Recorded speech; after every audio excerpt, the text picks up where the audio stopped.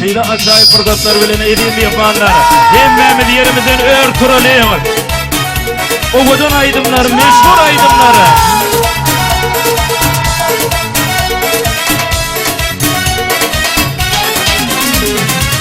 Bize kurbat verdi kudretli Allah. Bedeliğe kurban Resulü Allah. Diye kan seferler turup inşallah. Türkmeniyle kutlu olursun baydağım. Bir günümün arkadağım deyip sayılanı. Adamlığı erkenliği paylanı. Halkın hürmetlanı, halkın halanı. Türkmeniyle kutlu olursun baydağım.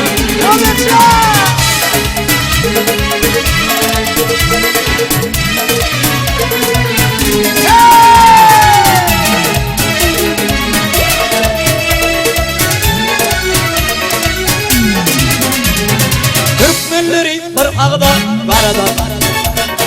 Yaşın tuğu alatmana parlada. Karıştırılıp dönüp dünya sarıdır. Arkadağım kutlu olursun baydağım. İyi günümün arkadağım deyip sayılanı. Anattığı erkinliği paylanı. Halkın hürmetlanı, halkın halanı. Türkmeniyle kutlu olursun baydağım.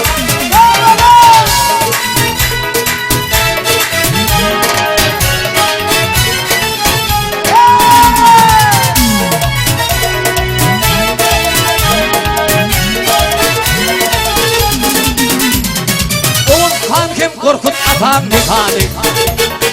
Görürken baktım onun mekani. Benim Türkmen halkım altın mekani. Türkmeniydim kutlu olursun baydağım. Bir günümün arkadağım deyip sayılanı. Adamlığı erkenliği paylanı. Halkım hürmetlanı, halkım halanı. Türkmeniydim kutlu olursun baydağım. Toylamın toylasın ehvanlar.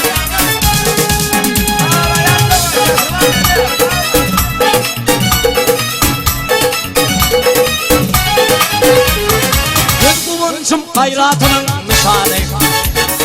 Türkleri iyilik kutlu olursun baydağım. Adlı bir halkımın şükratı şanı. Türkleri kutlu olursun baydağım. Bir günümün arkadağım deyip sayılanı. Anartığı erkinliği paylanı.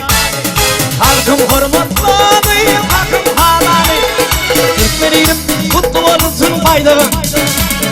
İyi günümün arkadağım deyip sayılanı. Anartığı erkinliği paylanı. Halkım hürmetlanı, halkım halanı. Türkmeniydim kutlu olursun baydağım. Türkmeniydim kutlu olursun baydağım. Arkadağım kutlu olursun baydağım.